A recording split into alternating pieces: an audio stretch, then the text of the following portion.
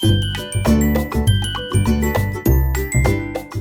बच्चों, आप सभी का हमारे YouTube चैनल आइडियल देव क्लासेस में स्वागत है। बच्चों, आज हम आपके लिए कक्षा 10वीं के महत्वपूर्ण अंतर लेके आए जो विषय हिंदी से संबंधित है। तो जो आपकी परीक्षा में 3 अंक के आना कन्फर्म है। ये निश्चित समझिए कि अंतरों में से एक अंतर आपके पेपर में आएंगे। तो आज हम आपको कहानी और उपन्यास में 5 अंतर बताएंगे, उसके बाद नाटक और एकांकी में अंतर बताएंगे, और उसके बाद महाकाव्य और खंडकाव्य में अंतर बताएंगे। और बहुत सरल भाषा में और अपनी स्वयं की भाषा में बनाई गए अंतर हैं ये। तो चलिए देखते हैं पहला अंतर क्या है हमारा। पहला अंतर आपको प्रश्न पूछा जाएगा पेपर में, कहानी और उपन्यास में 5 अंतर बताइए। तो आपको 5 अंतर पूछा, वैसे आपके 3 अंक का आएंगे, 3 अंक का है तो आपको 3 ही अंतर लिखना है। 5 अंक का आएगा तो 5 अंतर लिखना है। लेकिन यहाँ पे आपको अभी जो आपका सिलेबस है ब्लूप्रिंट के आधार पर ही कितने अंक के आ रहे हैं, 3 अंक के आ रहे हैं। तो देखिए सबसे पहले हम आपको यहाँ क्या बता रहे हैं, कहानी और उपन्यास में अंतर। तो प्रश्न आपका है कहानी और उपन्यास में 5 अंतर लिखिए। तो उत्तर में आप लिखेंगे क्या, किस प्रकार से लिखेंगे उत्तर, आपको ये भी मालूम होना चाहिए। पहले लिखेंगे आप कहानी और उपन्यास में अंतर निम्न है। आप चाहो तो 2 भागों में बांट के लिख लीजिए या एक के नीचे एक करके भी लिख सकते हैं, जैसे हमने यहाँ लिख के बताए हैं। जैसे पहले हम कहानी को देख लेते हैं। कहानी में जीवन के एक घटना का चित्रण किया जाता है। किसका घटन किया जाता है? कहानी में जीवन के एक घटना का चित्रण होता है, जबकि उपन्यास में क्या होता है? उपन्यास में संपूर्ण जीवन का चित्रण होता है। पहला अंतर क्या है, फिर से एक बार रिपीट कर रहे हैं, सुनो अच्छे से, ध्यान से सुनिए। कहानी में जीवन के एक घटना का चित्रण होता है और उपन्यास में संपूर्ण जीवन का चित्रण होता है। तो ये पहला अंतर आपका यहाँ पे कंप्लीट होता है। दूसरा अंतर में क्या बताएंगे आप? कहानी में एक कथा होती है। कहानी में क्या होती है? एक कथा होती है, और उपन्यास में एक मुख्य कथा के साथ अन्य गौण कथाएं होती हैं। पहला अंतर क्या था? कहानी में जीवन के एक घटना का चित्रण होता है, जबकि उपन्यास में संपूर्ण जीवन का चित्रण होता है। दूसरा अंतर देखिए, कहानी में एक कथा होती है, उपन्यास में एक मुख्य कथा के साथ अन्य गौण कथाएं होती हैं। अब तीसरा अंतर देखिए, आपको 3 अंक आता है तो आपको 3 ही अंतर लिखना है। तीसरा अंतर है कहानी को पढ़ने में कम समय लगता है। क्यों कम समय लगता है? क्योंकि उसकी कथा एक कथा है, छोटी कथा होती है, तो पढ़ने में हमको समय क्या लगेगा? कम लगेगा। अब उपन्यास में क्या होता है, उसका उल्टा चल लेंगे। उपन्यास को पढ़ने में अधिक समय लगता है। कहानी को पढ़ने में क्या लगता है? कम समय लगता है। उपन्यास को पढ़ने में अधिक समय लगता है। फिर इसके बाद चौथा अंतर, हम 5 अंतर इसलिए बता रहे हैं, यदि 3 अंतर लिखने के आए हैं तो आप यदि 1-2 अंतर भूल भी गए तो आपको 3 अंतर लिखते बन जाएंगे। तो देखिए चौथा अंतर क्या है? कहानी की गति अत्यंत तीव्र होती है। जो कहानी की गति होती है वो कैसी होती है? अत्यंत तीव्र होती है, जबकि उपन्यास की गति अत्यंत धीमी होती है। फिर नेक्स्ट अंतर है कहानी के सीमित पात्र होते हैं। कहानी के पात्र कैसे होते हैं? जो कहानी में रोल करते हैं वो क्या होते हैं? सीमित होते हैं। पात्रों की संख्या कैसी होती है? सीमित होती है। जबकि उपन्यास के पात्रों की संख्या असीमित होती है। तो उपन्यास के असीमित पात्र होते हैं। फिर से एक बार ये 5 अंतर हम आपको रिपीट करते रहे, याद हो जाना चाहिए। पहला अंतर है कहानी में जीवन की एक घटना का चित्रण होता है। दूसरा क्या है? कहानी में जीवन की एक घटना का चित्रण होता है, जबकि उपन्यास में क्या है? संपूर्ण जीवन का चित्रण होता है। कहानी में एक कथा होती है, उपन्यास में एक मुख्य कथा के साथ अन्य गौण कथाएं होती हैं। कहानी को पढ़ने में कम समय लगता है, उपन्यास को पढ़ने में अधिक समय लगता है। कहानी की गति अत्यंत तीव्र होती है, उपन्यास की गति अत्यंत धीमी होती है। कहानी में सीमित पात्र होते हैं, उपन्यास में असीमित पात्र होते हैं। इस प्रकार बच्चों आपका ये जो कहानी और उपन्यास में हमने आपको अंतर बताए, यदि आपको ये अंतर अच्छे से तैयार हो जाते हैं तो आपकी कक्षा 10वीं की परीक्षा के लिए 3 अंक कंप्लीट हैं। नेक्स्ट अगला प्रश्न देखते हैं। प्रश्न नंबर जो हमने 37 दे दिए, लेकिन ये प्रश्न नंबर हमारा कौन सा है? 2 नंबर का प्रश्न है। नाटक और एकांकी में 4 अंतर लिखिए। यहाँ पूछा है नाटक और एकांकी में 4 अंतर, तो आपको नाटक और एकांकी में अंतर बताना है। चलिए देखते हैं अंतर। तो उत्तर में क्या लिखेंगे? सबसे पहले नाटक और एकांकी में अंतर निम्न है। चलिए नाटक और एकांकी में अंतर देखते हैं। पहला अंतर क्या है हमारा? नाटक में अनेक अंक होते हैं। नाटक में क्या होते हैं? अनेक अंक होते हैं और एकांकी में एक अंक होता है। नाटक अनेक अंकों से मिलकर बनी है और एकांकी में केवल एक अंक होता है। ये महत्वपूर्ण अंतर है। जैसे ही आपको पेपर में पूछे तो एक अंतर, तो पहला अंतर तो आप यही लिखना कि एकांकी में एक अंक होता है और नाटक में अनेक अंक होते हैं। दूसरा अंतर, नाटक में मुख्य कथा के साथ साथ सहायक गौड़ कथाएं भी होती हैं। देखिए दूसरा अंतर में क्या कहा है? नाटक में मुख्य कथा के साथ साथ सहायक गौड़ कथाएं भी होती हैं, जबकि एकांकी में एक ही कथा और घटना होती है। जैसे अभी आपको हमने कहानी और उपन्यास में अंतर बताए थे, ये सेम उसी के जैसे अंतर चलता है। अब देखिए हम पहला अंतर तो आपको मालूम बता दी कि नाटक में अनेक अंक होते हैं, एकांकी में एक अंक होता है। दूसरा अंतर क्या है?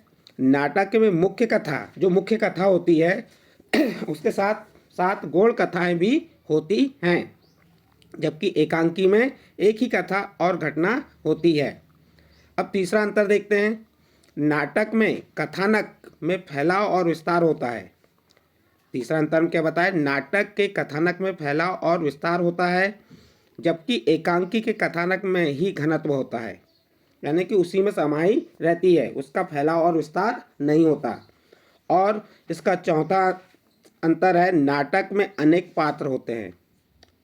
जैसे अभी बताए थे आपको हमने, उपन्यास में अनेक पात्र होते हैं और कहानी में क्या होते हैं? सीमित पात्र होते हैं। और उसी प्रकार नाटक में अनेक पात्र होते हैं, लेकिन एकांकी में पात्रों की संख्या कैसी होगी? सीमित होगी। एकांकी में पात्रों की संख्या क्या होगी? सीमित होगी। एक बार पुनः इसे रिपीट कर दे रहे हैं चारों अंतर। नाटक में अनेक अंक होते हैं, एकांकी में एक अंक होता है। नाटक में मुख्य कथा के साथ साथ सहायक गौड़ कथाएं भी होती हैं, एकांकी में एक ही कथा और घटना होती है। नाटक में कथानक में फैलाव और विस्तार होता है, एकांकी में के कथानक में ही घनत्व रहता है। इसका नाटक में अनेक पात्र होते हैं, एकांकी पात्रों की संख्या सीमित होती है। नाटक में अधिक समय लगता है और एकांकी में समय कम लगता है। नाटक का आकार बड़ा होता है, एकांकी का आकार छोटा होता है। इस प्रकार से आप अनेक अंतर निकाल सकते हैं। अब इसके बाद नेक्स्ट है, आपको यहाँ पे एक चीज़ और बताते हैं हम। नाटक और उपन्यास और कहानी। उपन्यासकार का नाम पूछ सकता है आपको पेपर में। तो उपन्यासकार कौन है? मुंशी प्रेमचंद, जिसे उपन्यास का सम्राट कहा जाता है। मुंशी प्रेमचंद की उपन्यास क्या है? गबन गोदान। और मुंशी प्रेमचंद जी कहानीकार भी हैं। उनकी प्रसिद्ध कहानी क्या है? पंच परमेश्वर, बूढ़ी काकी। ये किसकी? मुंशी प्रेमचंद जी की कहानी है और उपन्यास। दूसरा उपन्यासकार आप ले सकते, दूसरा उपन्यास का नाम आ जाएगा आपका चंद्रकांता एक टीवी में सीरियल भी आया था, जिसको देवकीनंदन खत्री जी ने लिखे थे। तो दो उपन्यास का नाम पूछा था, आप बता सकते हैं। एक गबन, जिसके उपन्यासकार कौन है? मुंशी प्रेमचंद। और दूसरा उपन्यास क्या हो गया? चंद्रकांता, जिसके उपन्यासकार है देवकीनंदन खत्री। और दो कहानी पूछा तो एक कहानी का नाम हो गया आपका पंच परमेश्वर, जिसे किसने लिखा है? मुंशी प्रेमचंद ने। और दूसरी कहानी का नाम आप बता सकते हैं इंदुमती कहानी भी है, जो बहुत पुरानी कहानी है। तो इस प्रकार कहानीकार और उपन्यासकार के नाम भी आपके पेपर में पूछेगा। नाटक एकांकी हो गया। अब इसके बाद तीसरा अंतर है, ये यहाँ महाकाल लिखा है, लेकिन आप इससे क्या पढ़ेंगे? महाकाव्य। क्या पढ़ेंगे इसे? महाकाव्य। यहाँ लिखने में मिसिंग हो गई है। महाकाव्य एवं खंड काव्य में अंतर लिखिए। महाकाव्य और खंड काव्य में अंतर लिखिए। तो सबसे पहले तो महाकाव्य क्या होता है? महाकाव्य में किसी भी नायक के जीवन, महाकाव्य की परिभाषा पूछा तो आप क्या बताएंगे? महाकाव्य में किसी भी नायक के जीवन का संपूर्ण वर्णन किया जाता है, उसे महाकाव्य कहते हैं। महाकाव्य में एक सर्ग होता है, एक सर्ग के साथ अनेक सर्ग जुड़े होते हैं महाकाव्य में। तो अभी हम अंतर बताएंगे। महाकाव्य के नाम पूछ सकता है, दो महाकाव्य के नाम। तो एक महाकाव्य आपका रामचरितमानस है, जिसे किसने लिखा है? तुलसीदास जी ने। दूसरा कामायनी महाकाव्य का नाम क्या है? कामायनी। और किसने लिखा है? जयशंकर प्रसाद। इसी प्रकार खंड काव्य की परिभाषा पूछा, तो खंड काव्य में नायक के किसी जीवन के एक खंड का वर्णन किया जाता है। खंड काव्य में जीवन के किसी एक खंड का वर्णन किया जाता है, उसे खंड काव्य कहते हैं। और आपसे 2 खंड काव्य के नाम पूछा, तो आप बता सकते हैं 2 खंड काव्य के नाम कौन कौन से हो जाएंगे। एक खंड काव्य हो गया पंचवटी। ये कैसे खंड हुआ? क्योंकि रामायण का एक खंड है पंचवटी। उसको किसने लिखा था? पंचवटी को मैथिलीशरण गुप्त। दूसरा आप ले सकते हो, क्या ले सकते हो? भस्मासुर ले सकते हो। भस्मासुर को किसने लिखा है? बताइए, भस्मासुर किसने लिखा है? भस्मासुर को कौन है? नरोत्तम दास मिश्रा है क्या? हाँ, भस्मासुर के कौन है? और तीसरा खंड काव्य हो सकता है आपका सुदामा चरित्र। इस पर जयद्रथवध, ये भी खंड काव्य है। इसको किसने लिखा है? मैथिलीशरण गुप्त ने। अब हमने आपके लिए यहाँ अंतर बनाए हैं, महाकाव्य और खंड काव्य में अंतर लिखिए। तो आप महाकाव्य और खंड काव्य में अंतर बताएंगे। तो पहला अंतर क्या हो जाएगा महाकाव्य में? महाकाव्य में नायक के संपूर्ण जीवन का वर्णन रहता है। खंड काव्य में क्या होता है? खंड काव्य में जीवन के किसी एक खंड का वर्णन रहता है। देखिए यहाँ पे आपका महाकाव्य और खंड काव्य का पहला अंतर क्या है, और ये परिभाषा भी बन जाएगी आपकी। महाकाव्य में नायक के संपूर्ण जीवन का वर्णन रहता है। खंड काव्य में जीवन के किसी एक खंड का वर्णन रहता है। दूसरा अंतर, महाकाव्य कैसा है? विस्तृत होता है।